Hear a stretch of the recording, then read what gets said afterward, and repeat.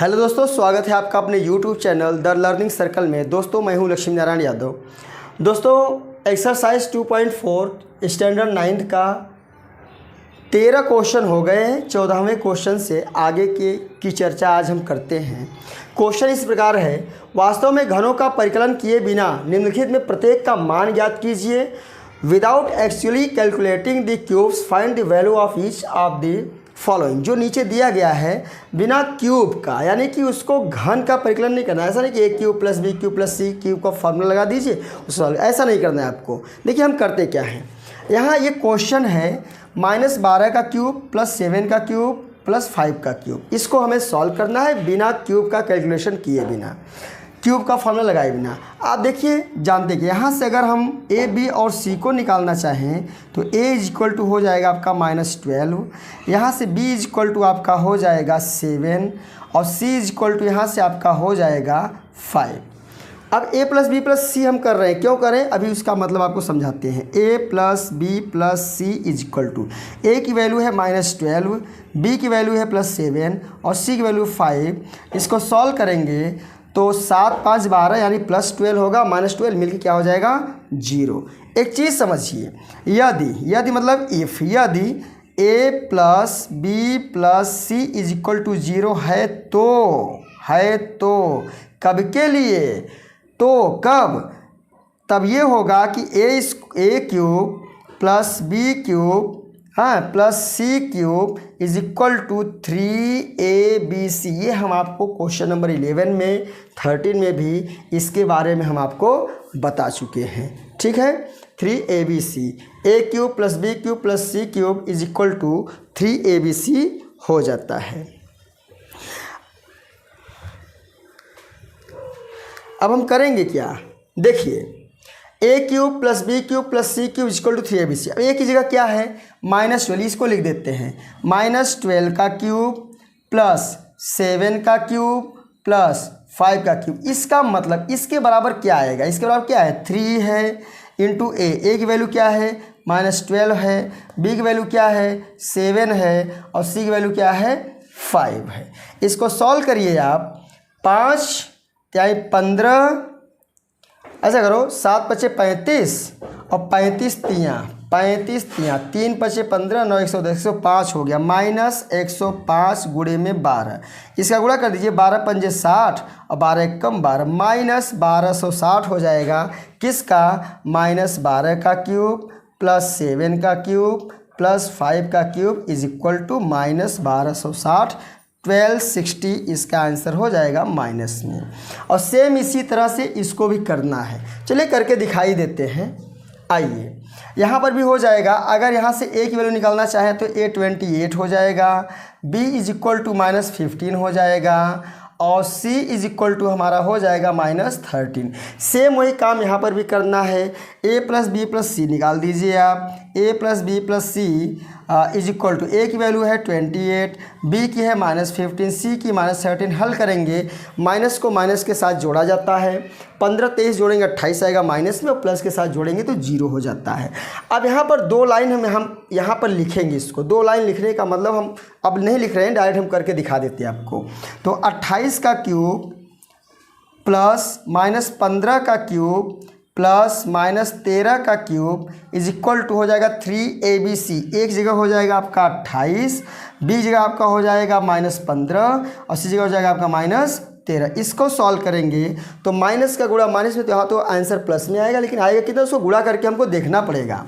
समझ में आ रहा है, 13 तियाँ 39, 39 गुणे 15 मैं यहाँ कर रहा हूँ, 39 गुणे 15, 15 9 135, हाथ से लगा 13, 15 × 45, 45 10 55, 55 3 58, 585 हो गया, 585 हो गया।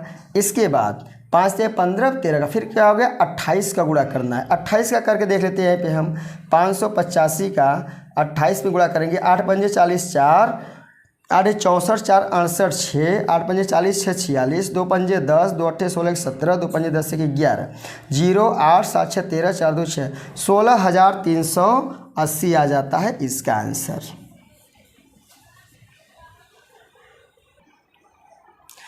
आइए दोस्तों 15वां क्वेश्चन देखते हैं। नीचे दिए गए आयतों जिनमें उनके क्षेत्रफल दिए गए हैं में से प्रत्येक की लंबाई चौड़ाई के लिए संभव व्यंजक दीजिए।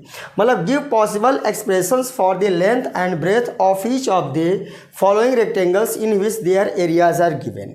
इसकी एरिया दी गई, एरिया का मतलब क्षेत्रफल होता है। एरिया दिया गया है, 2 क्वेश्चन है इसमें, 2 पार्ट हैं।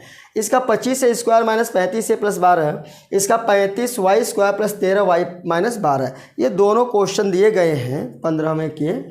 तो इसमें हमें लेंथ और ब्रेथ को निकालना है। देखिए फटाफट लेंथ और ब्रेथ को निकाल के दिखाते हैं आपको। चलिए 25 ए स्क्वायर माइनस 35 ए प्लस 12, ये क्या है? द्विघात समीकरण है, क्वाड्रेटिक इक्वेशन है। और द्विघात समीकरण में क्या होता है, हमने बोला है जो 2 पावर वाली संख्या का कोएफिशिएंट होता है उसका गुणनखंड कर लेते हैं, माने फैक्टर कर लेते हैं। जो अचर होता है, नॉन वेरिएबल होता है, उसका हम फैक्टर कर लेते हैं। 2 दूनी 4 तिहाई 12। ऐसा एडजस्ट करते हैं कि 35 ए 2 पदों में आए, 2 खंडों में आए, उसको जोड़ने पे या घटाने पे 35 पे आ जाना चाहिए, 35 आ जाना चाहिए। तो देखिए 5 दूनी 10 दूनी 20 हो गया, और 5 तिहाई 15, और 20 15 क्या हो जाएगा भाई? 35 नहीं हो जाएगा। तो -20 -15 मिल क्या हो गया? -35 हो गया। आप समझ लीजिए, तो हो जाएगा हमारा यहाँ पे 25 है। इसको तो ऐसे लिखना पड़ेगा, इसकी जगह पे हम -20 ए और -15 लिख देते हैं। -20 ए -15 ए लिख दिया प्लस 12। ये 3 पदों से, 3 टर्म्स से 4 टर्म्स में चेंज हो गया। 2 टर्म्स का जोड़ा बना लेते, पेयर बना लेते हैं। इसमें क्या कॉमन है? नंबर में 5 × 5 = 25, 5 × 4 = 20, 5 × 5 = 25, 5 × 4 = 20, यानी 5 से दोनों कट जा रहे हैं। तो हमने 5 ले लिया, और ये दोनों में है तो जो छोटा पावर होता है उसको लिया जाता है। 5 का डिवाइड किया तो 5 बचा, ए का डिवाइड स्क्वायर किया तो ए बचा, और 5 × 4 = 20, यहाँ 4 बचा। यहाँ पहले तो माइनस हम ले लेते हैं, सब में क्या मिला? सॉरी, यहाँ पे ए हमने मैं लिखना भूल गया, कोई बात नहीं है। यहाँ पे 3 कॉमन, 3 × 5 = 15, 3 × 4 = 12, 3 से कट जा रहा है दोनों, तो हो जाएगा 5a और -4। दोनों ब्रैकेट में अगर हमारे नंबर सेम आ रहे हैं तो हमारा फैक्टर सही है, गुणनखंड सही है। अभी क्या करेंगे, दोनों में से एक को इधर लिख देते हैं और बाहर वाले को बाहर लिख लेते हैं। अब इसमें लंबाई और चौड़ाई लिखने की बात आ जाती है। अब किसको हम लंबाई मानेंगे, किसको हम चौड़ाई मानेंगे? देखो भैया, जो छोटा होता है उसको चौड़ाई मान लीजिए किसी रेक्टेंगल यानी आयत में, और जो बड़ा होता है उसको लंबाई मान लीजिए। लेकिन आपको पता नहीं चलेगा कौन सा छोटा है कौन सा बड़ा है, बताते हैं हम आपको। यहाँ पर भी 5 एक कॉमन है, अभी 5 एक कॉमन है, यानी कि समझ लो ये जो दोनों संख्याएं सेम है। अरे भाई 5 यहाँ पर है और 5 यहाँ पर भी है, दोनों सेम हैं। अगर एक में से 4 निकालते हैं तो ज़्यादा छोटी हो जाएगी, 3 निकालेंगे कम छोटी होगी। अगर 5 रुपये में से 4 रुपये निकाल लिया तो 1 रुपया बचा, 1 रुपया बचा, कम हो गया। 5 रुपये में से अगर 3 रुपये निकाले 2 रुपया बचा, तो 2 बड़ा है कि 1 बड़ा है? 2 बड़ा है, तो ये बड़ा है क्योंकि इसमें से कम निकाला जा रहा है ना, कम माइनस हो रहा है। तो यहाँ पे लंबाई हो जाएगी हमारी, संभावित लंबाई हो जाएगी 5a - 4, और संभावित चौड़ाई हो जाएगी भाई 5a - 3। ये आपका आंसर हो गया। इसी तरह से सेकेंड वाले को भी हम करके दिखाते हैं। Same rule, same method, same process यहाँ पर भी फॉलो करना है आपको। चलिए 35y² + 13y - 12, हमने क्या बोला, ये तो लिखा ही जाएगा। अभी ये 35 का फैक्टर करना है तो 5 × 7 = 35 हो गया। 12 का करना है, 2 × 2 = 4, 4 × 3 = 12। हमको लाना क्या है? 13 लाना है, प्लस में लाना है, कोई बात नहीं है। अब देखिए 5 दूना 10, 10 दूना 20, 7 या 21 नहीं आ रहा है। देखो 35 में से 12 जाएगा तो वो भी नहीं होगा। 13 लाना है हमको ना, 35 में 13 लाना है। तो 13 लाने के लिए मुझे लगता है 7 दूनी 14 दूना 28, हाँ देखो 7 दूनी 14 दूना 28, और 5 या 15, 28 में से 15 गया तो 13 आ गया, बराबर। 28 में 15 गया 13 हो गया। प्लस यहाँ पे 28y और -15y -12। यहाँ क्या कॉमन लेंगे, क्या कॉमन लेंगे? जिससे दोनों कट जाए, जिससे दोनों कट जाए। देखिए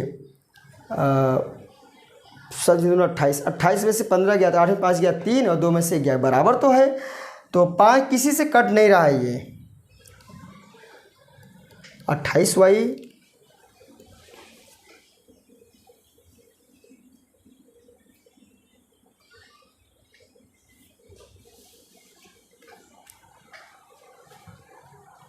आइए देखिए, हाँ 7 से कटेगा, 7 × 5 = 35, 7 × 4 = 28, तो 7y यहाँ पे ले लिया तो 5y बचा, यहाँ 4 बचा, दोनों माइनस है तो माइनस कॉमन ले लिया, 3 है कॉमन तो 3 × 5 = 15, 5y बचा, 3 × 4 = 12। देखो हो जाता है कभी कन्फ्यूजन।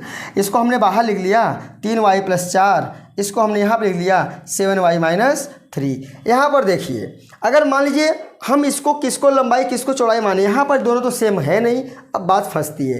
देखिए अगर मान लीजिए y की वैल्यू 1 मानते हैं तो 5 × 1 = 5 और +4 = 9, y की वैल्यू 1 मानते हैं, 7 × 1 = 7 में से 3 जाएगा तो 4, हमेशा ये बड़ा होगा, प्लस वाला हमेशा क्या हो गया यहाँ पे बड़ा। तो ये हो गया हमारा लंबाई 5y + 4 और संभावित चौड़ाई क्या हो जाएगी ब्रेथ 7y - 3। ये हमारा आंसर हो गया।